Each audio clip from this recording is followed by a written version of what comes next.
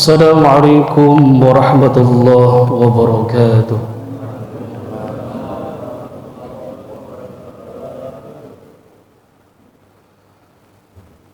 A'udzu billahi minasy syaithanir rajim. Bismillahirrahmanirrahim.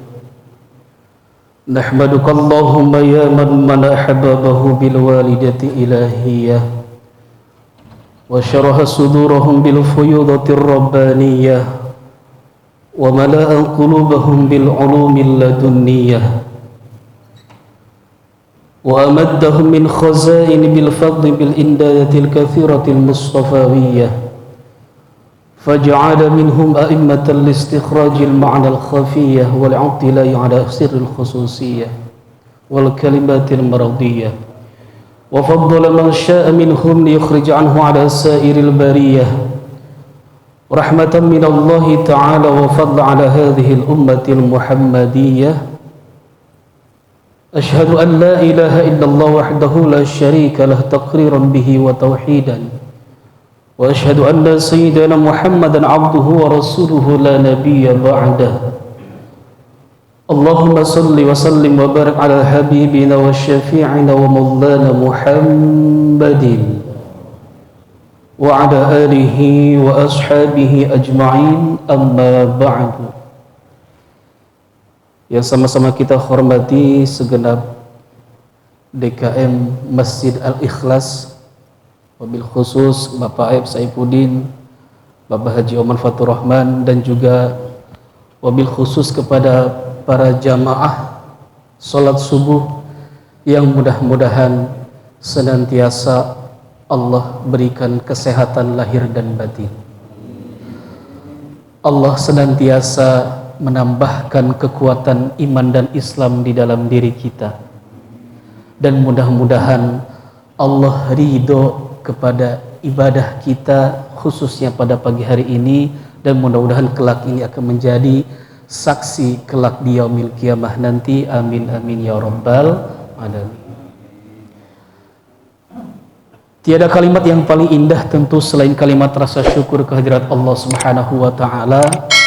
Alhamdulillah. Di dalam dunia ini tidak ada sesuatu yang terjadi kebetulan. Semuanya memang sudah menjadi, terima kasih. Semuanya memang sudah menjadi kehendak dan takdir Allah yang terbaik. Termasuk diri kita, termasuk kita semua yang hadir di masjid ini.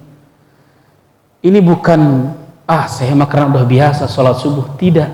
Tapi memang kalau sudah waktunya Allah tidak izinkan kita untuk sholat subuh berjamaah, tiba-tibanya ada saja halangannya, ada aja ujiannya.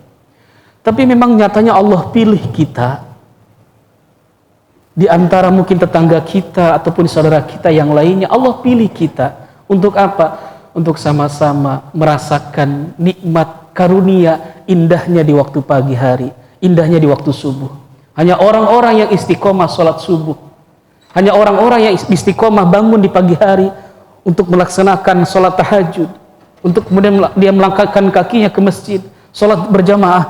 Hanya orang-orang bisa merasakan keindahan, indahnya di waktu subuh. Maka benar kata Rasulullah, sesungguhnya di waktu subuh itu Allah berikan keberkahan kepada siapa saja, orang-orang yang senantiasa taat kepada Allah dan juga disempurnakan dengan melaksanakan sholat jamaah di masjid. Mudah-mudahan kita termasuk semuanya itu. Salawat serta salam mari sama-sama kita haturkan, kita sanjungkan kepada junjungan kita baginda Nabi besar Muhammad sallallahu alaihi wasallam. Jemaah yang Allah Subhanahu wa taala, mengawali silaturahim kita pada pagi hari ini, mudah-mudahan tentu selain keridhaan Allah yang kita tuju, mudah-mudahan ini juga menjadi berkah buat kehidupan kita. Hadirnya kita di sini mudah-mudahan menjadi berkah buat anak kita, buat istri kita, dan juga buat keluarga kita pada umumnya. Dan juga yang ini saya sampaikan pada pertemuan kali ini, mengawali daripada kajian kita ataupun pengajian kita. Dulu ada seorang sahabat Rasul yang paling sepuh Ya kalau kira-kira kalau dikatakan dalam keterangannya itu sekitar umur hampir 95 atau 96 tahun. Di sini ada yang sudah segitu umurnya. Di sini masih muda-muda semua, kelihatan wajah ABG semua di sini mah. Masih muda-muda semua. Belum ada yang sampai 98 tahun, belum ada.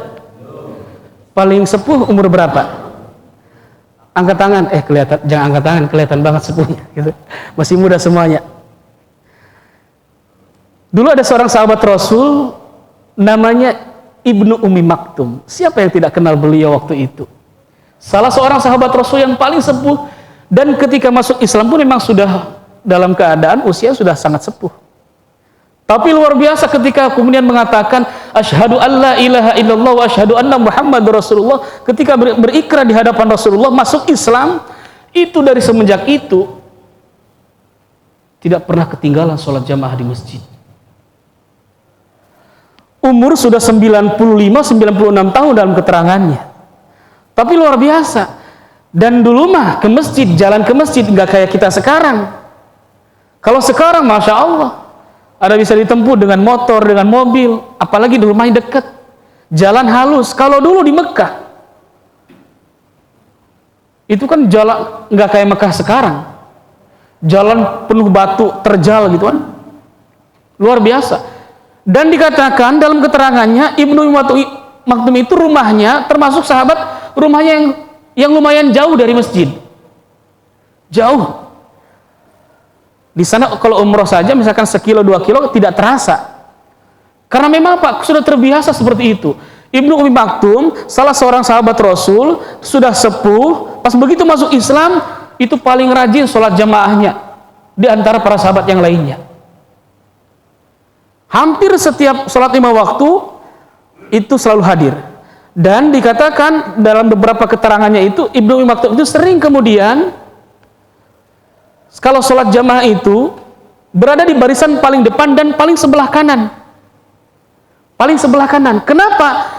Dalam keterangannya ada yang mengatakan karena Rasul sering pas begitu kemudian setelah zikir selesai atau setelah salat selesai menghadap ke sebelah kanan. Makanya ada yang kemudian para ulama mengatakan kemudian ini menjadi salah satu sunnah. Meskipun ada yang menghadap ke depan jamaah, tapi juga Rasul juga seringkali menghadap ke sebelah kanan. Kenapa kemudian Ibnu Ummi Maktum berada sebelah kanan? Karena lebih hebatnya lagi, meskipun kemudian beliau sudah sepuh, masuk Islam, rajin sholat jamaah, dan juga dari semenjak lahir dalam keadaan tidak bisa melihat ataupun buta matanya. Tapi kenapa kemudian ketika sholat memilih yang paling kanan? Kenapa? Dia mengatakan meskipun aku tidak bisa melihat, tapi aku merasakan bahwa Rasul itu sering melihat ke sebelah kanan, biar wajahku sering dipandang oleh Rasulullah. Jadi kalau besok berebut di situ ya, paling pojok sebelah kanan. Pas begitu paling pojok udah paling itu, oh berarti pengen kayak Ibnu Ummi Maktum. Tidak apa-apa. Berebut di belakang, Masya Allah. Begitu komat, ini belakang imam sampai nyari jamaah, ini mana belakang imam bolong-bolong begini. Itu merupakan salah satu daripada keutamaan ataupun keistimewaan yang dulu dilakukan oleh para sahabat. Hampir sering kalau sholat jamaah Ibnu Ummi Maktum tuh berada di pojok paling kanan. Meskipun dikatakan beliau tidak bisa melihat, tapi apa? Beliau merasakan kesenangan dan kebahagiaan ketika Rasulullah melihat wajahnya. Itu luar biasa. Dan hebatnya lagi, rajin sholat jamaah ke masjid dalam keadaan buta, hampir 5 waktu setiap sholat itu hadir. Suatu hari suatu ketika kemudian ketika ingin berjalan ke masjid, namanya juga orang tidak bisa melihat, mohon maaf, pakai tongkat, jalan di sana terjal, nggak kayak di sini, nggak kayak di kompleks Setnek, udah halus, glowing gitu ya kalau bahasa sekarangnya. Itu luar biasa. Suatu ketika kemudian sedang berjalan ke masjid, kesandung tuh, jatuh. Lalu kemudian pelipisnya berdarah. Pelipisnya berdarah. Tapi apa? Tidak mengurungkan niat beliau kemudian tetap berjalan ke masjid. Selesai setelah itu kemudian singkat hari suatu ketika kemudian berjalan ke masjid, kesandung lagi. Pas begitu kemudian mau jatuh, ada yang nolong, ada yang bantu, nggak jadi jatuh. Udah, kemudian terima kasih wahai sahabatku. Dituntun kemudian sampai ke masjid. Pas begitu sampai masjid, orang yang nolong itu bilang, kira-kira begini bilangnya, wahai Ummi Maktum, apakah kau tidak mengenal aku? Loh, emangnya kamu siapa? Aku kan tidak bisa melihat. Iya juga sih. Aku ini sebetulnya adalah iblis. Iblis katanya. Loh, kamu iblis? Lalu kenapa kamu menolong saya? Nah, ini kalimat iblis tuh hebat tuh. Membuat semangat Ibnu Ummi Maktum. Apa dikatakan oleh iblis? Wahai Ummi Maktum, asal engkau tahu, dulu kamu pernah mau sholat jamaah ke masjid, di jalan jatuh, pelipismu berdarah. Asal engkau tahu, wahai Ummi Maktum, saat itu engkau mau sholat jamaah ke masjid, tersandung, jatuh, pelipismu berdarah, Allah menghapuskan separuh dosamu. Jadi separuh dosa-dosanya dihapus sama Allah. Lalu apa kata iblis? Aku nggak mau rugi. Aku nggak mau kalau sampai dosamu bersih. Kamu jatuh untuk yang kedua kalinya, Allah akan hapuskan mungkin separuh dosa laginya dan bersih dosa Ibnu Ummi Maktum. Maka iblis tidak rela. Masya Allah. Jadi jatuh yang pertama, pelipis berdarah, Allah hapuskan separuh dosa-dosa Ibnu Ummi Maktum. Lalu kemudian jatuh untuk yang kedua kalinya, iblis tidak rela. Kalau sampai dia dosanya sampai bersih, nanti kosong neraka, kira-kira begitu. Nggak ada temannya di neraka, kira-kira begitu.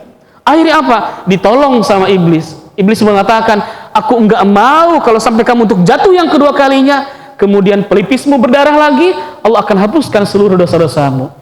Nah, kira-kira dari kisah ini mungkin menjadi motivasi buat kita yang istiqomah salat jamaah ke masjid.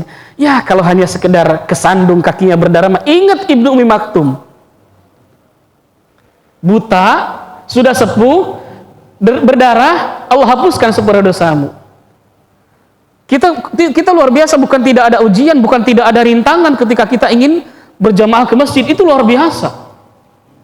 Tapi yakinlah, semakin berat pengorbanan kita untuk menuju berjalan sholat jamaah ke masjid, semakin besar pahalanya di sisi Allah. Maka tidak berlebihan kemudian ketika ada suatu keterangan mengatakan langkah kaki kanan merupakan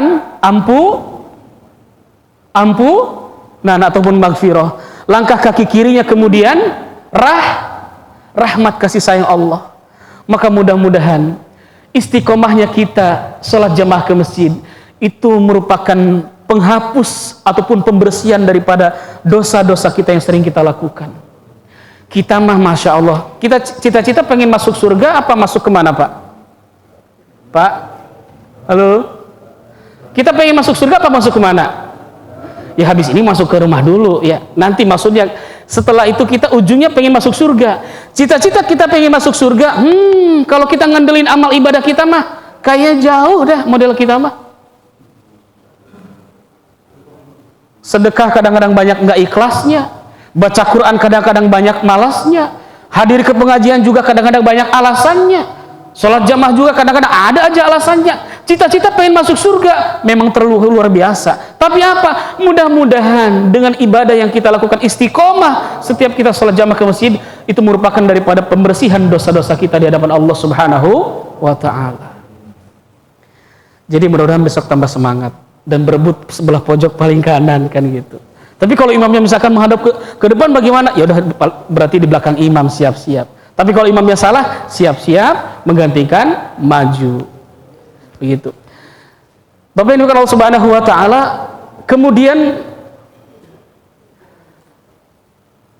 selanjutnya ketika kita kemudian mengatakan bahwa sebetulnya ataupun hakikatnya kalau kita merenungkan badan kita ini, tubuh kita ini terdiri dari dua unsur, jasmani dan rohani.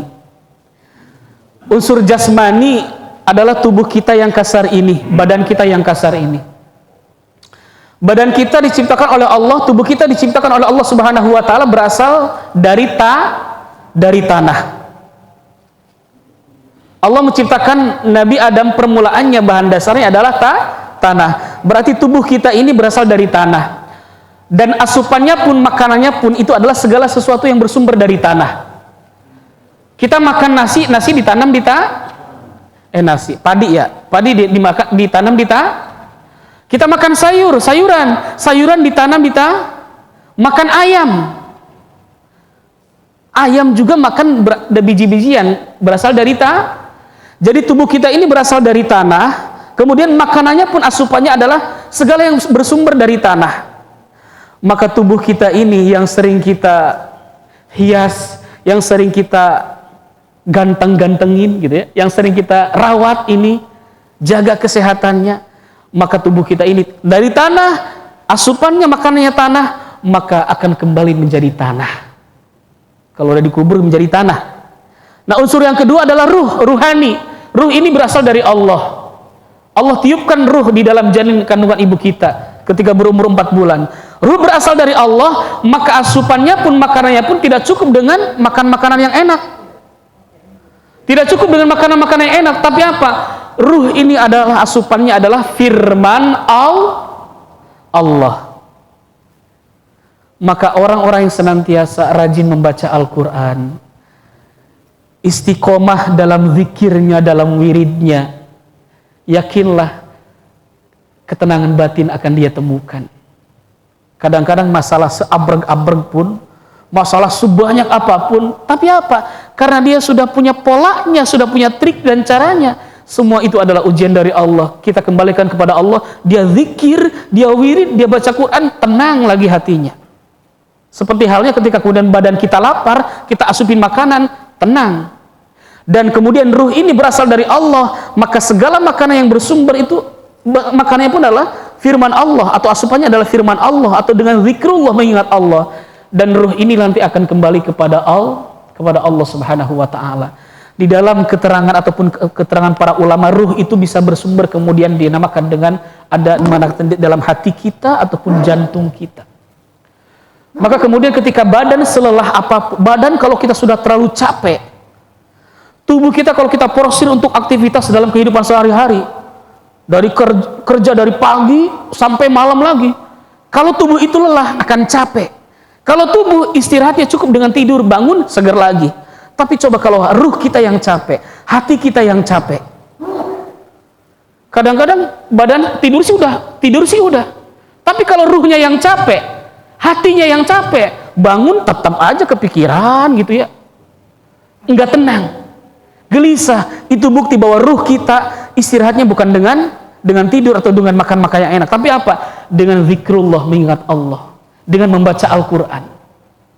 Maka sudah bisa dipastikan ketika badan saja, tubuh saja, kalau sudah diporsir terlalu capek, terlalu luar biasa, akan timbul kemudian capek, dan dari capek itu kemudian kalau tidak dirawat, itu akan timbul yang namanya penyakit. Akan timbul yang namanya penyakit, badan juga bisa sakit. Dan bahkan kalau sudah sakitnya terlalu parah, maka akan bisa mengakibatkan namanya kematian. Dan termasuk hati pun, ruh pun.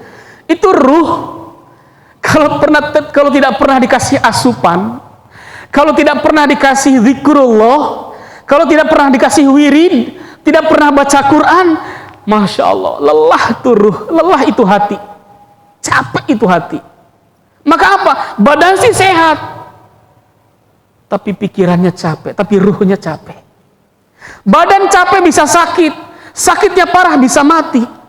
Ruh kalau capek, tidak pernah baca Quran, tidak pernah hadir ke pengajian, tidak pernah zikir, tidak pernah wirid, maka ruh kemudian kalau sudah capek, maka hati ini pun bisa sakit.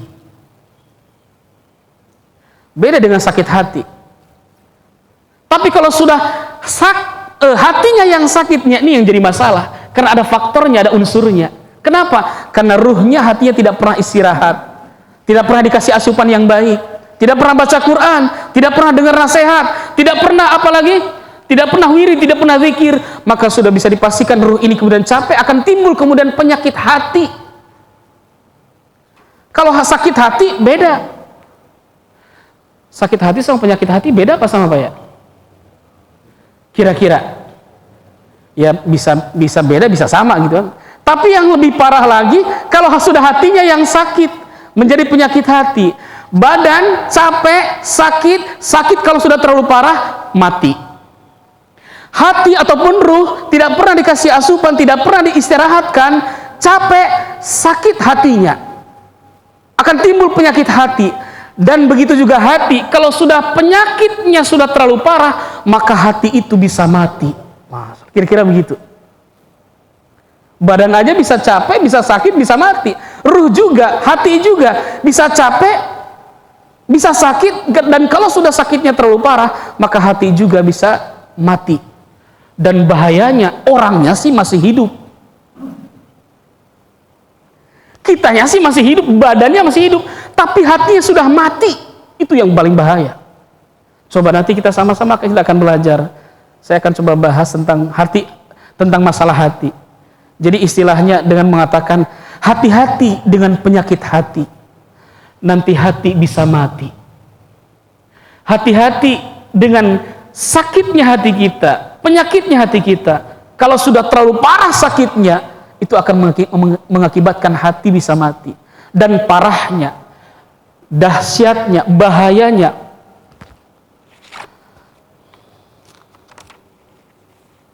kalau kemudian hati itu sudah terlalu parah penyakitnya, akan bisa mengakibatkan hati yang mati.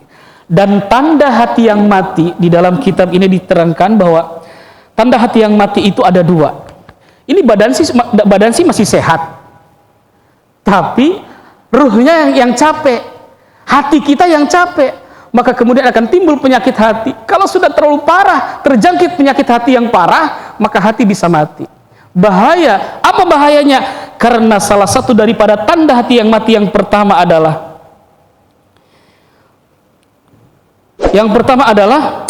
la tash'uru bi annaka mad'un indama ya'ti amrullah. Indama ya'ti amrullah. Apa? Jadi tanda hati yang mati.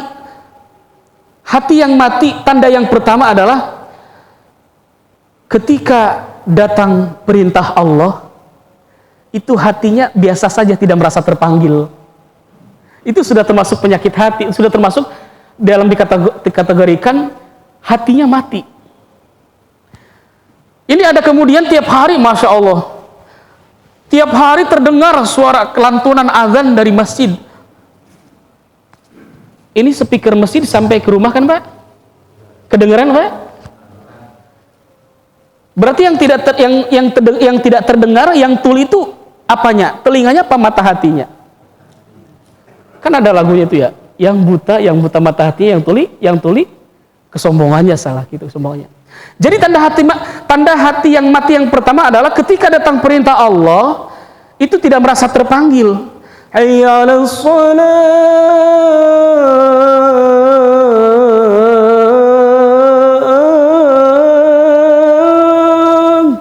Bantal dilipat ke sini. Biasa aja gitu. As-salatu khairum minan naum. Itu contoh datang panggilan Allah. Gimana respon hati kita? Apakah ada, oh iya, sholat subuh, oh iya, sholat jamaah. Kemudian apa? Setelah itu kemudian ada halangan, tiba-tiba ada keperluan mendadak, nggak jadi sholat jamaah. Tapi masih merasa terpanggil hatinya, berarti hati masih hidup. Tapi kalau Masya Allah, tiap hari 5 waktu, kalau bahasa orang Koreanya bahasa orang Koreanya, tiap hari 5 waktu dari masjid, gogoakan gitu ya. Kalau orang Korea gitu bilangnya, gogoakan. Mohon maaf kalau salah dikoreksi, gogoakan gitu ya. Itu Masya Allah. Kalau memang hatinya sudah bermasalah, ruhnya bermasalah, nggak merasa terpanggil. Biasa aja, nggak ada respon. Jadi kalau ibarat HP itu nggak ada sinyalnya lemah. Naudzubillah kalau sampai lowbat, kayak gitu. Jadi tanda hati yang mati yang pertama adalah ketika datang perintah Allah, mad'u inda ya'ti amrillah. Jadi tidak merasa terpanggil. Jadi biasa-biasa aja. Atau perintah Allah itu kan bukan hanya ajakan sholat saja, banyak sekali. Benar tidak Pak? Ada tetangga kesusahan, merasa terpanggil tidak untuk membantu. Tetangga yang lagi dirundung duka, misalkan orang ada salah satu keluarganya kemudian wafat ataupun meninggal dunia, kita merasa terpanggil tidak untuk kemudian kita ikut mendoakan, ikut bertakziah. Ada saudara kita yang lagi kesusahan, merasa terpanggil tidak untuk membantu. Apakah kita masih cuek ataupun tidak peduli? Itu adalah perintah Allah juga. Atau fakir miskin di sekitar kita dan lain sebagainya, banyak perintah Allah. Dan ketika datang perintah Allah, hati kita biasa saja, tidak merasa terpanggil. Hati-hati, jangan-jangan hatinya yang mati, bukan orangnya yang mati. Itu yang pertama. Kemudian yang kedua, tanda hati mati yang kedua adalah inda kadzunubi bimisli inda ya'ti bi Allah, ataupun dalam dikatakan dalam kalimatnya adalah ala tahmilul balaya wa idzal khulqu ala masyaqqatu dzunubil ma'asi. Maksudnya adalah ketika kemudian orang itu berbuat dosa, berbuat salah, itu enggak merasa gelisah. Nah gitu. Jadi tanda hati yang mati yang kedua adalah tidak merasa gelisah, tidak merasa gerah hatinya ketika kemudian sedang melakukan maksiat. Jadi kalau dia berbuat dosa, kalau lagi maksiat, itu hatinya biasa-biasa aja, nggak ada rasa, aduh ini ya, gimana gitu ya, aduh ya Allah, gitu. Jadi biasa aja gitu, jalan aja gitu, nggak ngerasa kayak apa ya, nggak ngerasa kayak nanti suatu saat kita akan bertemu dengan Allah, udah biasa aja gitu. Dan naudzubillah-nya, itu sudah menjadi kebiasaan. Jadi nggak tergetar hatinya. Dan paling hebatnya, paling dahsyatnya dan paling mengerikan, ketika kemudian dia setelah maksiat tahu bahwa itu adalah maksiat, itu adalah dosa, dia tetap lakukan. Kenapa? Terus kemudian apa? Dia tidak ada kemudian istilahnya taubat ataupun kembali kepada Allah untuk memohon ampun. Nah, kalau sudah seperti itu, ada dua tanda dalam hati kita seperti ini. Hati-hati, jangan-jangan iya badan kita sih yang sehat. Kenapa? Karena dikasih asupan yang bagus terus badan kita, tapi hatinya dibiarkan. Jangan-jangan hati kita yang mati, badan kita tetap hidup. Itu bahaya sekali. Bahaya tidak Pak kira-kira kalau sudah begitu Pak? Bahaya. Terus apa? Di mana nanti kita bisa merasakan indahnya hidup ini, nikmatnya ibadah, boro-boro ibadah? Seakan-akan manusia itu kemudian hilang arah tanpa tujuan. Seakan-akan dia tidak punya panduan dan pedoman dalam kehidupannya. Udah kata Allah kalau begitu silakan, kata Allah. Yang paling mengerikan adalah kata Allah, silakan kalau sudah hidupmu mau sesuka kamu. Kalau hidupmu mau terserah kamu silakan, kamu mau seenaknya silakan, nggak punya aturan silakan. Tapi kata Allah ini yang paling mengerikan, silakan cari Tuhan selain aku. Allahu Akbar. Silakan cari Tuhan selain aku. Masya Allah, naudzubillah, itu udah bahaya Pak. Kenapa? Karena kalau sudah hati yang mati, gimana gitu ya? Ya badannya sih hidup, tapi seperti orang mati gitu hatinya. Dan luar biasa, bahaya seperti itu. Kalau hidup mau seenaknya, tidak mau ada aturan, tidak seakan-akan tidak berpedoman, silakan, maksiat silakan. Dan dia nggak ngerasa apa-apa. Tapi kata Allah, kalau sudah begitu, silakan cari Tuhan selain aku. Naudzubillah, itu paling bahaya. Maka di dalam kitab ini saya akan menyampaikan tentang tanda-tanda penyakit hati ataupun hati yang tadi yang bisa menyebabkan penyakit hati. Hati itu bisa mati. Jadi seperti tubuh kita, kalau sudah penyakitnya kronis, misalkan penyakitnya yang kelas-kelas berat, itu bisa menyebabkan kematian. Tapi tidak menutup kemungkinan juga ada orang kemudian meninggal ataupun wafat karena sakit yang ringan. Ada yang cuma karena batuk-batuk, ada yang cuma karena flu, ada yang cuma karena pegel-pegel, kadang-kadang wafat. Tidak menutup kemungkinan begitu. Karena kita yang sedang kurang sehat, minta sama Allah disehatkan badannya dan juga disehatkan batinnya ataupun hati kita. Dan begitu. Jadi badan pun bisa mati kalau sudah terjangkit penyakit yang kronis. Hati pun bisa mati kalau sudah terjangkit penyakit hati yang kronis. Saya akan sampaikan dalam kesempatan yang sangat mulia ini, sekiranya ada 7 penyakit hati yang kronis yang bisa menyebabkan hati itu bisa mati. Mudah-mudahan nanti itu jauh semua dari hati kita. Kita semuanya adalah orang yang sehat lahir dan batin. Maka ketika kemudian dikatakan mudah-mudahan sehat ya lahir dan batin. Lahir kita sehat, batin kita juga sehat. Apa yang pertama? Tanda hati yang mati ataupun penyakit hati yang pertama, di dalam kalimatnya di sini dikatakan Al-maridul qalbi itu maksudnya dikatakan adalah kurona. Kurona itu adalah bukan corona Pak ya, kurona. Kurona itu adalah sesuatu yang tidak bisa sesuatu yang bergandengan yang tidak bisa dapat dipisahkan. Jadi dari 7 ini selalu berpasang-pasangan kalimatnya. Kurona. Apa maksudnya? Yang pertama dan yang kedua. Penyakit hati yang pertama dan yang kedua adalah al-hasad wal kibr. Jadi penyakit hati yang pertama adalah al-hasad, yang kedua adalah al-kibr. Al-kibr.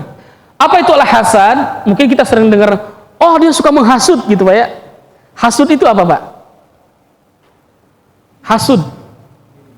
Kalau bahasa orang sini ya kompleks ini apa namanya hasud? Hasad. Ya gini, iri ya Pak ya, iri, dengki. Nah itu hasad. Iri, dengki. Oh dia mah orang irian. Bukan orang Irian Jaya maksudnya, bukan, tapi irian. Memang begini, manusiawi Pak ya, manusiawi. Ketika kemudian ada orang, karena manusia itu sifatnya tidak bisa melihat kelebihan seseorang. Itu sifat manusia seperti itu dasarnya. Tidak bisa melihat orang lain itu lebih daripada kita, tidak bisa. Maka akan timbul kemudian sifat iri. Akan tetapi manusiawi ketika orang sesekali iri. Tapi nanti kita akan masukkan kemudian dalam sesuatu yang negatif yang tidak baik. Ada juga yang positifnya yang iri itu. Tapi ini mah orangnya irian. Orangnya hasudan, dengkian gitu ya. Dikit-dikit iri, dikit-dikit hasud, dikit-dikit dengki. Nah, ini bahaya. Ini sudah penyakit hati ini. Suatu ketika kemudian dia sakit. Sakit dibawa ke rumah sakit. Dicek sama dokter. Kata dokternya bilang begini, Pak mohon maaf, ini Bapak sebetulnya sakit apa sih? Saya cek,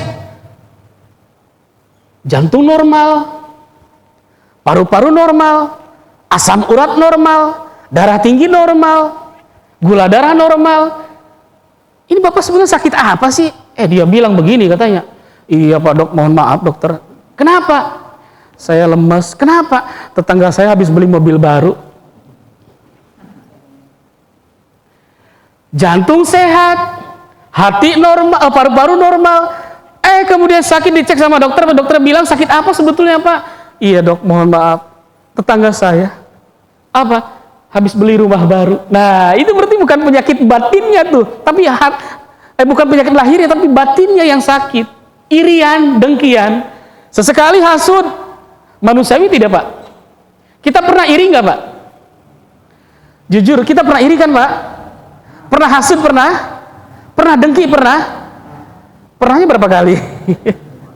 Tiap hari dengkian. Hati-hati, jangan-jangan kita sudah mulai terjangkit tuh penyakit hati. Jadi tanda hati yang pertama adalah al-hasud, iri ataupun dengki. Gitu. Jadi tidak bisa melihat orang lain senang. Susah melihat orang lain senang, tapi bahagia ketika melihat orang lain susah. Ada yang begitu Pak? Ada. Siapa? Ya kita dah, udah nggak usah nyalahin orang lain. Kita udah pokoknya kita. Nggak usah nyalahin, jangan melirik-lirik.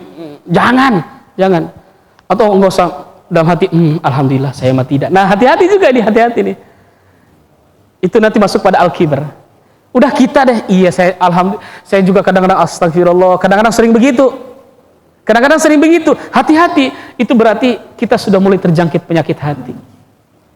Kemudian yang kedua, al-kibr, sombong. Nah, sombong. Maka tadi saya dikatakan di awal kalimatnya adalah kurona. Kurona adalah sesuatu yang tidak bisa dipisahkan, selalu bergandengan. Maksudnya apa? Biasanya, mohon maaf saya sampaikan, orang kalau sudah sering iri, orang kalau irian, orang kalau dengkian, kalau hasud, sering hasud, sudah pasti orang itu sombong. Dan orang yang memiliki sifat sombong, pasti orangnya irian. Kenapa? Karena dia nggak bisa melihat orang lain itu lebih daripada dia.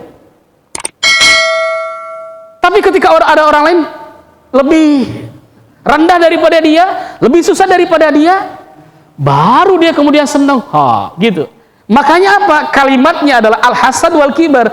Orang kalau sudah hasud, orang kalau sudah iri, orang kalau sudah sering dengki, maka dia juga memiliki sifat sombong. Dan orang kalau sudah memiliki sifat sombong, maka dia juga dalam hati ada sifat iri dan dengki. Itu tidak bisa dipisahkan. Enggak ada kemudian orang iri, kemudian dia tidak membusungkan dadanya, tidak merasa dirinya lebih daripada orang lain. Tidak ada. Hampir seperti itu. Ternyata al-kibr, sombong itu, kita merasa lebih daripada orang lain, lebih dalam segala-galanya. Mungkin dari mungkin saya merasa paling rajin ibadahnya mungkin, atau mungkin saya merasa paling banyak amal ibadahnya mungkin, atau saya mungkin merasa paling rajin sedekahnya mungkin, atau mungkin saya merasa paling kaya mungkin, dan lain sebagainya. Sudah pasti orang kalau memiliki sifat sombong, dalam hatinya ada sifat iri dan dengki kepada orang lain. Maka kalau sudah ada dua hal ini, al-hasad wal kibar, maka sudah bisa dipastikan hati kita sudah mulai terjangkit penyakit hati yang bisa dikatakan penyakit yang kronis. Astagfirullah, Allahu Akbar. Iya ya, saya kadang-kadang udah mulai sering begitu tuh. Hati-hati, hati-hati. Itu penyakit hati yang pertama dan yang kedua. Kemudian penyakit hati berikutnya yang bisa membuat hati ini mati adalah at-tama wal bakhil. Nah, at-tama wal bakhil, ataupun bisa dibalik al-bakhil wat tama gitu kan. Apa itu bakhil? Pelit, medit, bin koret gitu kan bahasa itu. Udah pelit, medit, bin koret lagi. Tafsir gitu kan. Pelit. Jadi penyakit hati yang ketiga adalah al-bakhil, pelit, medit, bin koret gitu ya. Nah, ini sudah termasuk dikategorikan kepada penyakit hati. Tapi sekali lagi saya sampaikan, sifat manusia ataupun watak dan karakter beda-beda. Sesekali kadang-kadang kita enggan berbagi. Sesekali kadang-kadang kita sungkan untuk membantu karena berbagai faktor dan alasan. Tapi ini mah yang dimaksud di kategori di sini adalah kadang-kadang apa? Bukan hanya pelit sama orang lain, sama istrinya, sama anaknya, bahkan sama diri sendirinya, pelit. Ada tidak Pak orang yang pelit sama diri sendiri? Ada nggak Pak? Contohnya yang bagaimana Pak? Ada. Uang sih banyak, kadang-kadang gitu. Uang sih banyak. Tapi apa? Kadang-kadang pengen makan enak juga susah. Kenapa? Karena aduh, takut nanti gitu kan? Ujung-ujungnya apa? Makan sama tempe lagi. Sama tahu lagi. Kalau ada terasi mungkin sama terasi aja, mungkin seperti itu. Itu termasuk pelit sama diri sendiri. Dan bahayanya, tadi saya sampaikan di awal, kalau orang pelit, misalkan sesekali kita enggan berbagi, itu bisa dikatakan mungkin masih wajar, manusiawi, karena memang kita pada dasarnya adalah pelit manusia. Tapi karena keimanan dan keyakinan kepada Allah, kemudian itu hilang tuh. Tapi apa ini mah, masya Allah, pelitnya istiqomah. Astagfirullah, pelit istiqomah gitu ya. Jangan diambil istiqomahnya, jangan. Ya gitu. Ini pelit, masya Allah, luar biasa dah.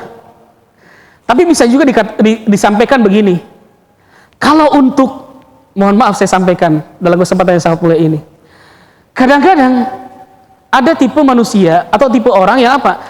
Itu kalau untuk sesuatu yang sifatnya nampak ataupun duniawi, contoh untuk apa? Untuk membeli sesuatu yang dia suka, untuk membeli barang yang dia suka, untuk foya-foya dan lain sebagainya. Wah, nggak hitung-hitungan tuh, nggak hitung-hitungan. Wah, nggak hitung-hitungan sampai kantong jebol gitu kan? Kalimatnya begitu. Tapi kalau untuk Assalamualaikum Pak, waalaikumsalam. Mohon maaf nih kami dari DKM Al-Ikhlas. Ya kenapa? Kami akan mengadakan Maulid Nabi, insya Allah tanggal sekian. Dimohon keikhlasannya. Ya benar-benar ikhlas, benar-benar ikhlas gitu. Nah itu bisa dikatakan penyakit hati itu. Kalau untuk sesuatu yang urusan dengan dunia yang nampak, itu dia wah apa ya habis-habisan. Tapi kalau untuk sesuatu yang justru hakikatnya bermanfaat buat dia di akhirat, itu begini. Nah itu bisa dikatakan sudah penyakit hati, hati-hati. Padahal padahal habis luar biasa, habis-habisan. Ya alhamdulillah. Begitu datang panitia maulid, alhamdulillah.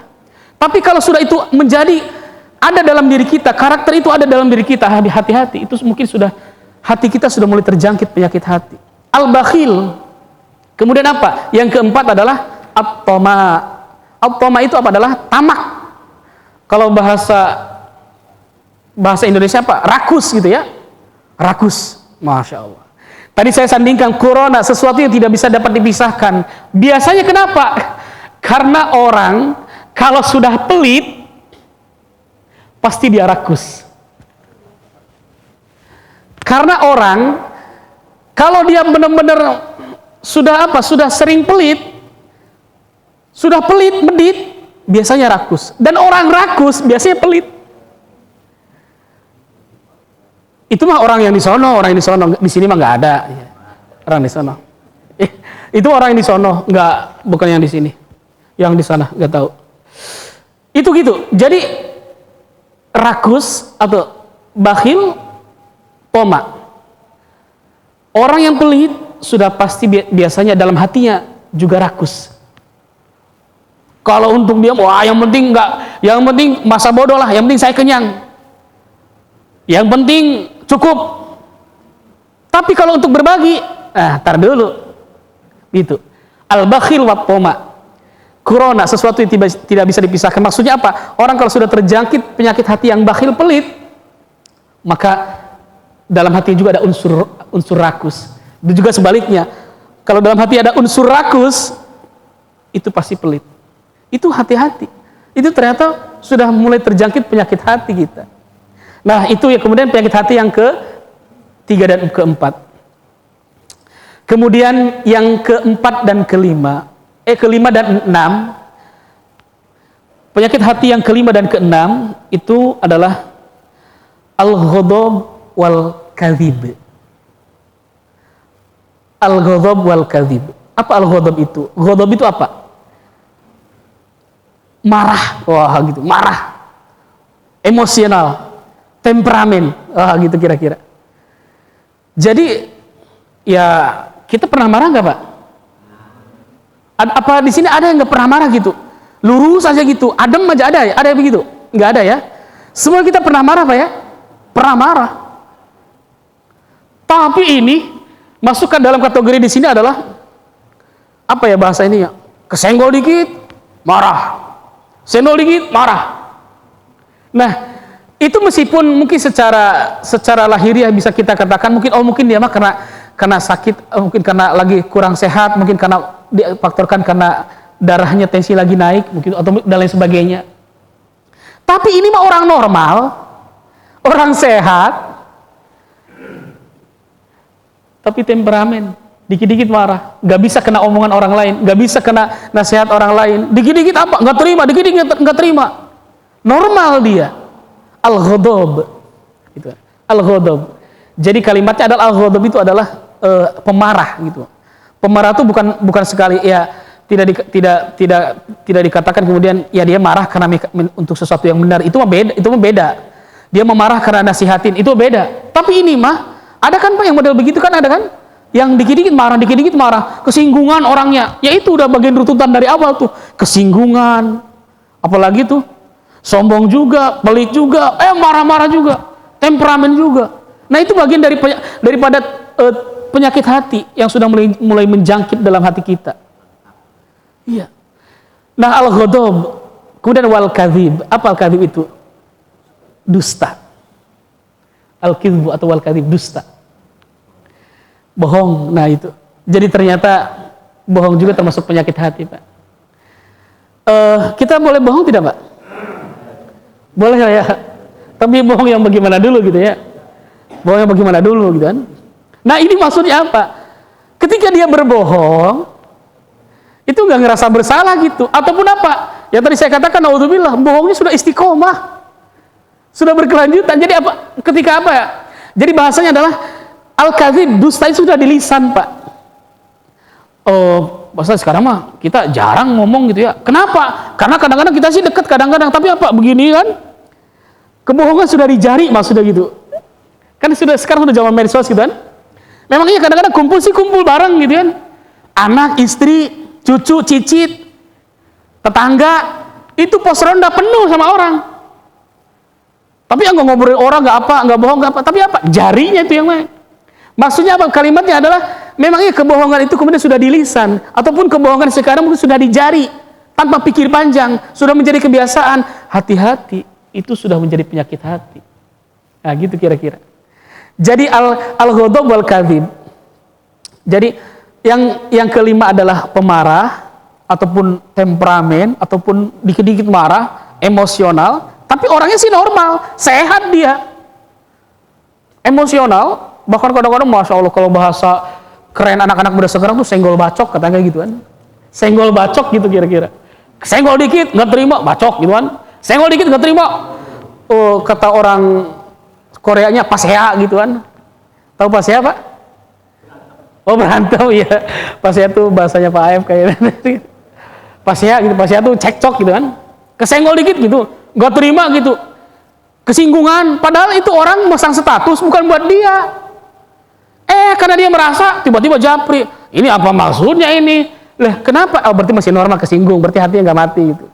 Maksudnya apa? Dikit-dikit kesinggungan itu, dikit-dikit apa dan lain sebagainya. Dan kemudian apa? Yang lebih parahnya lagi adalah dusta, bohong. Sudah menjadi kebiasaan. Al-ghadab wal kadzib itu. Jadi al-ghadab wal kadzib, pemarah, emosional, temperamen ataupun kadzib, dusta, itu merupakan salah satu yang dinamakan dengan penyakit hati. Penyakit hati. Dan kemudian itu di antara penyakit hati yang keenam, yang dari 1 sampai 6 ini, kemudian dikatakan yang ketujuh ini menyendiri. Dan ini yang paling bahaya. Ini yang paling bahaya. Kalimatnya adalah, tadi yang pertama apa, Pak? Penyakit hati yang pertama al-hasad wal kibar. Hasud, iri, dengki, dan sombong. Yang kedua adalah al-bakhil wat toma, pelit dan rakus. Kemudian al-ghadab wal kadzib, pemarah, emosional, temperamen, dan juga dusta. Nah, ini kemudian penyakit hati yang ketujuh. Ini yang sudah bahaya. Apa dikatakan dalam kalimatnya adalah anid. Anid. Apa itu anid? Anid itu adalah apa ya? Bahasa enaknya ngomong tuh, simpelnya itu. Udah keras kepala, wah gitu. Kepala batu, kepala batu apa? Keras hatinya seperti batu. Udah nggak bisa diatur tuh. Udah nggak bisa diarahin deh, udah nggak bisa dinasihatin. Kalau ada nasihat baik masuk telinga kanan, keluar telinga kiri. Udah hilang arah. Ini sudah apa? Sudah akal sama hatinya sudah nggak nyambung. Sudah kadang-kadang nggak connect. Nah, kalau udah seperti ini penyakit hati yang ketujuh, anid. Udah susah diatur, keras kepala batu. Apa namanya? Ya, begitulah model-model begitu. Sudah susah diatur, udah apa ya? Ada azan biasa aja, ada orang meninggal biasa aja, sama Quran biasa aja, sama zikir biasa aja. Kadang-kadang sama dianya juga lupa diri. Istri boro-boro dibimbing, anak boro-boro dibimbing, astagfirullah. Hidup sesuka dia, anid, keras kepala. Astagfirullah, na'udzubillah. Nah, ini 7 penyakit hati. Tapi dikatakan dengan sekalimat indah, badan itu sehebat apapun sakitnya pasti ada obatnya. Kalau flu obatnya ada, darah tinggi obatnya ada, gula darah juga obatnya ada. Setiap penyakit ada obatnya. Penyakit badan pun, penyakit tubuh pun itu ada obatnya. Dan penyakit hati yang 7 ini pun ada obatnya. Apa obatnya? Insya Allah dalam kesempatan berikutnya kalau dikasih kesempatan lagi. Jadi kalau sekarang Masya Allah ini masih PR ini, astagfirullah, dari 7 ini ada semua di saya, na'udzubillah. Itu apa obatnya kira-kira ya? Sabar, insya Allah mungkin kesempatannya akan datang. Ada obatnya. Jadi kira-kira kalau bahasa, kalau film mah gitu ya, kalau film mah biar penasaran gitu, biar penasaran. Kalau film mah biar penasaran gitu kan. Nanti kalau misalkan ada yang ditanya jawab, ada yang nanya, Ustaz apa itu obatnya? Ntar dulu dah gitu kan. Itu rahasia sutradara, rahasia produser gitu kan. Kira-kira begitu. Jadi 7 penyakit hati ini, alhamdulillah Pak Ustaz, cuma 6, alhamdulillah, 6 juga alhamdulillah gitu kan. Daripada 7 gitu kan. Kurang 1. Alhamdulillah Pak Ustaz, 5. Alhamdulillah berkurang dikit dah. 4 Pak Ustaz, alhamdulillah. 3 Pak Ustaz, alhamdulillah. 2 alhamdulillah. 1. Tapi kalau sampai bersih mungkin ya nanti ya alhamdulillah juga, itu udah luar biasa. Tapi subhanallah, kalau misalkan ada misalkan di antara itu, yang terpenting adalah sekarang kita banyak beristighfar kepada Allah. Maka saya ingin sampaikan, saya ingin tutup dengan kalimat, dengan sebuah kisah seperti ini. Jadi setiap penyakit ada obatnya. Badan kita sakit ada obatnya, hati kita sakit ada obatnya. Kira-kira saya akan kasih sebuah gambaran dari kisah ini. Dulu ada seorang santri bertanya kepada kiainya. Ini santri baru, biasa gitu.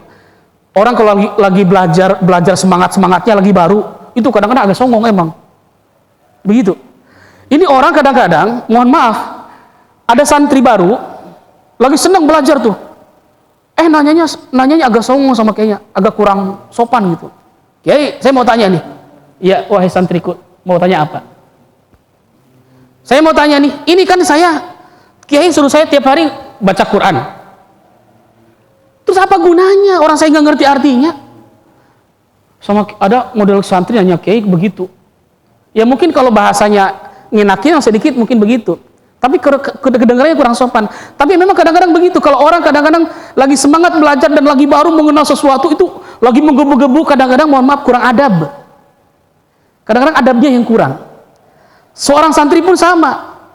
Lagi belajar lagi semangat belajar di pesantren. Santri baru namanya juga, baru mengenal pelajar agama. Oh, nanyanya rada songong sama kiainya, rada kurang sopan. Kiai, saya mau tanya nih. Kalau misalkan kiai kan tiap hari nyuruh saya baca Quran, apa gunanya? Saya nggak ngerti artinya. Tapi kan kiai juga cerdas, dan kiai juga nggak marah-marah, karena kiai juga sehat hatinya, gitu. Kira-kira gitu. Dijawab dengan apa? Nggak dengan dalil, nggak dengan apa. Namanya juga santri yang bertanya, nggak usah pakai dalil, justru dia akan puyeng nantinya. Nggak usah pakai dalil, puyeng nantinya. Akhirnya apa? Kemudian apa?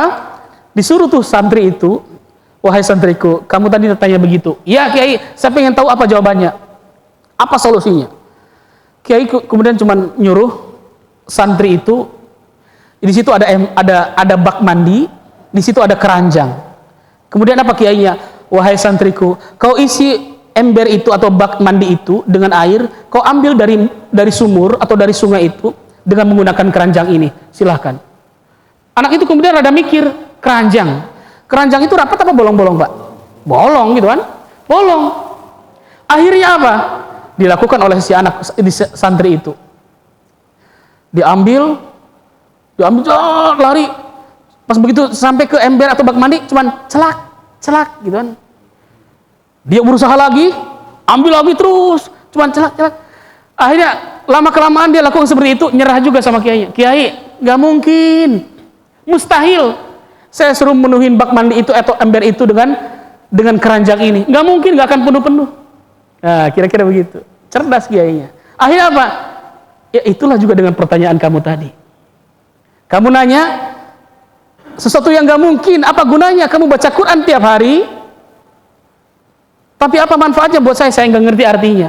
Sama ketika kamu melakukan apa? Menuhin tuh ember itu dengan bak mandi itu dengan apa? Dengan menggunakan keranjang. Kamu ngambil keranjang itu. Tapi lihat santriku. Kira-kira begitu.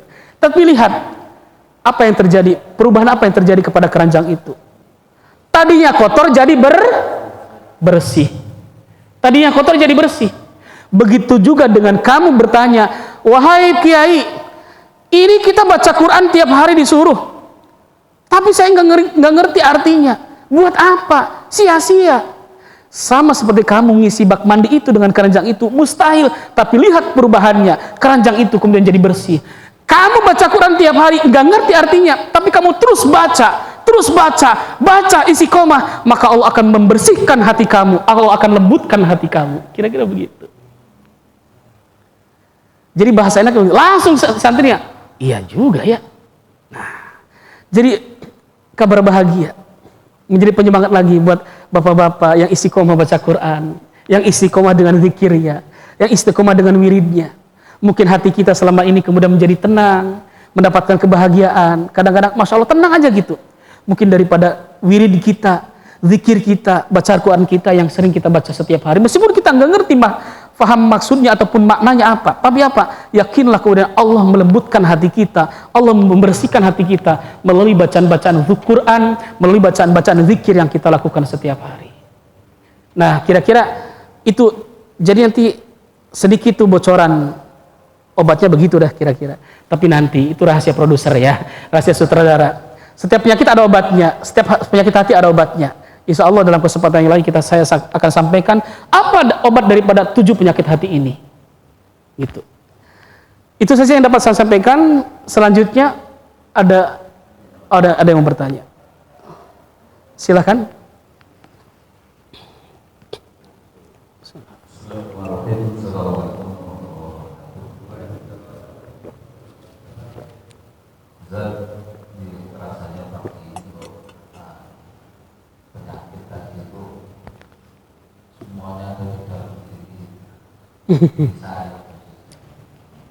Baik, mohon maaf, Ustaz. Dari 7 penyakit itu saya sedang menyemai. Iya. Dan mengumpulkan satu penyakit hati yang iri. Ini saya coba kembangkan di UT, Ustaz. Karena saya ngajar di UT. Oh iya, Masya Allah. Untuk saya buka, nggak ada ruangannya, nggak ada muridnya, nggak ada, jadi buka. Iya, subhanallah.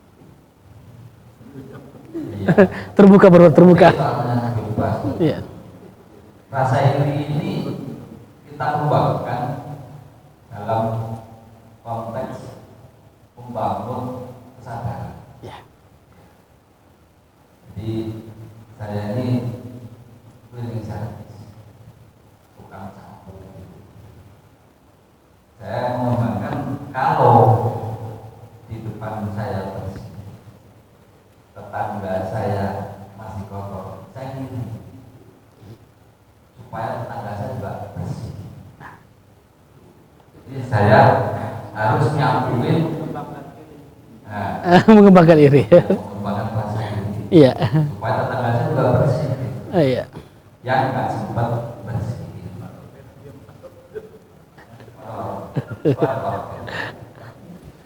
Kalau kompleks saya nggak bersih, saya iri dengan kompleks lain. Nah, saya harus mengajarkan menyapu, gitu. Kalau di depan kompleks sana, karena kesadaran itu merupakan satu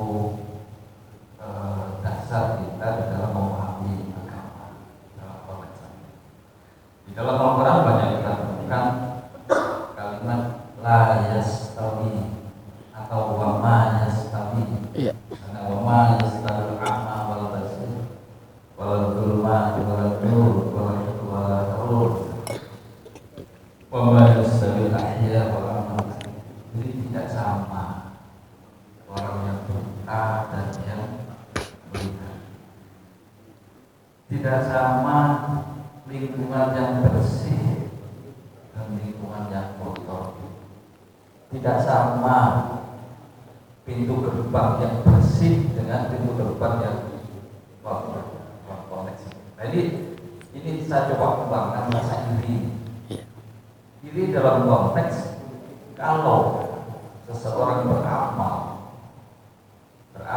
dengan dasar yang kuat, insya Allah masuk surga. Dengan niat yang baik.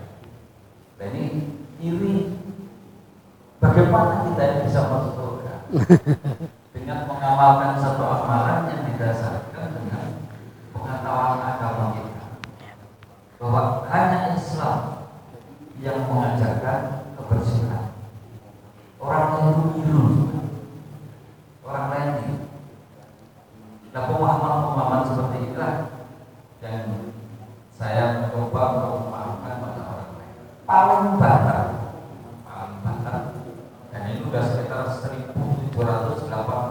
orang yang mengatakan Bapak Haji.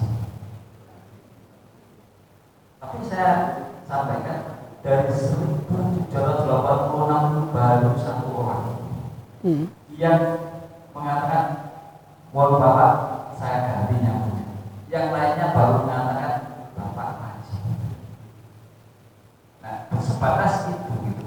Nah ini di dalam memahami agama kita mengatakan bahwa an-nadhafatul iman. Sebab kebersihan ini adalah tandanya orang iman. Tandanya orang iman.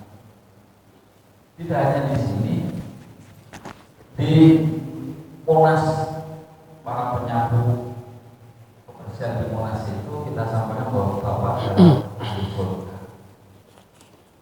Tapi tidak sekedar nyapu. Ada sesuatu yang Bapak ucapkan di dalam melakukan kegiatan ini. Kalau Bapak mampu mengucapkan subhanallah di dalam satu gerakan sapu itu berapa ribu Bapak di surga. Walaupun kepala dinas kebersihannya belum pernah mengajarkan kepada para tukang sapu di Monas ini. Yang sepele-sepele inilah kita mencoba untuk mengajarkan di UT, ya di Universitas Terbuka. Nah, kalau yang penyakit yang lain itu saya belum nyinggung, tapi yang ini yang saya kembangkan semen di masyarakat. Nah, mohon maaf, perbedaan di dalam Al-Quran adalah wama yastawi dan la yastawi ashabun nari wa ashabul jannah. Banyak ternyata juga. Dan bedanya apa? La yastawi dan wama yastawi. Dalam surat Al-Fatir wama yastawi ashabul a'ma wal basir. Baik. Wala billahi wal nur wala billahi harul wama yastawi al-amwal ahya wa amwat. Perbedaannya apa? Terima kasih. Baik. Waalaikumsalam. Bismillahirrahmanirrahim. Terima kasih. Ini pertanyaannya seperti kita selagi kuliah ya di kelas di mata kuliah apa mata kuliah filsafat kayaknya gitu ya. Filsafat. Di awal dengan monop dengan Pak Haji siapa? Oh, Pak Abi Maksum ya. Terima kasih. Meskipun nanti misalkan jawabannya mungkin bagi penanya atau bagi Abi Maksum ya, nanti misalkan kurang mengena, nanti sama-sama kita belajar. Cuma yang saya ingin garis bawahi di sini dari tadi kalimat pernyataan di awal itu iri itu kan. Saya sedang mengembangkan iri. Itu kan artinya memang pengolahan kata ataupun pengolahan kitanya saja kan gitu. Tadi saya disampaikan dalam bahasanya iri disampaikan dalam hal yang seperti apa. Penyakit iri di sini kan dalam hal yang negatif. Tapi kalau dalam hal yang positif seperti tadi misalkan iri ketika melihat orang itu belum dekat sama Allah. Itu dalam kalimat Al-Qur'annya sebetulnya lebih ini adalah fasabiqul khairat. Kita pun termasuk dalam kategori sedang berlomba-lomba dalam kebaikan. Cuman setiap orang punya caranya beda-beda. Mungkin kalau Abi Maksum dengan cara seperti itu iri. Tadi seperti tukang sapu kira saya benar tukang sapu kan gitu. Tapi ternyata suka bersih-bersih. Ya mudah-mudahan kita pun yang sering menyapu kita sudah bersih duluan. Kira-kira begitu. Sudah bersih duluan. Terhindar dari sifat merasa kita lebih daripada orang lain. Tapi apa? Tapi intinya adalah ketika kemudian kita merasa kita ada kepedulian kepada teman-teman kita, kepada tetangga kita yang kiranya belum dekat sama Allah, kita pengen menyampaikan dengan bahasa-bahasa yang baik, dengan bahasa yang ramah. Yuk dekat sama Allah, seakan-akan yuk mengajak kepada kebaikan. Itu dalam kategori fastabiqul khairat. Fastabiqul khairat. Jadi itu sesuatu yang perlu dikembangkan gitu kan. Tapi nanti kalau misalkan dikembangkan nanti diresmikan, jangan Universitas Terbuka iri, jangan ya. Ada irinya, tetap aja yang nama iri mah bahasanya tetap aja kalimat orang bersandar kepada yang negatif. Cuman meskipun tujuannya adalah berlomba-lomba dalam kebaikan, menyemangati, memotivasi orang-orang untuk dekat sama Allah, itu sesuatu yang sangat luar biasa. Tadi erat kaitannya kemudian dalam kalimatnya di dalam Al-Qur'an la yastawi sama apa? Wa ma yastawi. Itu kan tidak sama antara orang yang melakukan kebaikan dan yang tidak melakukan kebaikan. Tidak sama antara orang baik dan orang yang tidak baik. Orang baik seperti apa dalam kacamata manusia apa kacamata Allah? Belum tentu, kadang-kadang menurut orang kacamata manusia itu orang itu enggak baik, tapi menurut kacamata Allah mungkin saja dia termasuk wali Allah atau hamba Allah yang sangat dekat. Atau misalkan dia tidak sama antara orang yang beribadah dan yang tidak beribadah. Ibadah itu memang ada yang lahiriah tampak, ada juga yang tidak tampak. Kalau ibadah kita sholat, kita lakukan sholat, gitu kan? Itu secara lahiriah itu kelihatan. Dan orang bisa menilai, oh dia adalah orang yang rajin ibadahnya. Tapi ada juga yang ibadah tidak tampak. Itu yang sifatnya lebih personal, yang sifatnya lebih, memang dia hanya tahu, meskipun memang hakikatnya ibadah itu sifatnya adalah antara dia dengan Allah saja. Seperti misalkan puasa. Puasa apa ya? Kalau ibadah sholat, kita bisa besar kemungkinan berbohong tidak Pak? Sholat, padahal tadi ketiduran tahu. Oh iya udah. Sholat kan gitu. Padahal dia tidak sholat. Kelihatan. Tadi sedekah enggak? Zakat enggak? Sedekah, zakat kelihatan. Tapi kalau orang puasa enggak? Padahal gini, dilap-lap gitu, habis makan Indomie rebus, habis makan sate itu, meskipun perut kenyang, tapi apa? Gampang, tiba-tiba mungkin jalan agak doyong gitu ya. Ditanya, puasa enggak? Puasa. Padahal habis. Maka kemudian kata Allah, orang puasa itu adalah somuli, ada pahalanya untukku. Itu ibadah yang sifatnya lebih personal. Maka tidak sama ketika ada orang ibadah dengan tidak ibadah. Sama ketika kemudian dikatakan tidak sama antara orang baik dengan yang tidak baik. Dalam kacamata manusia apa dalam kacamata Allah. Maka itulah kemudian kita harus betul-betul mengedepankan kemudian kita husnudzon kepada Allah dan juga kepada makhluk.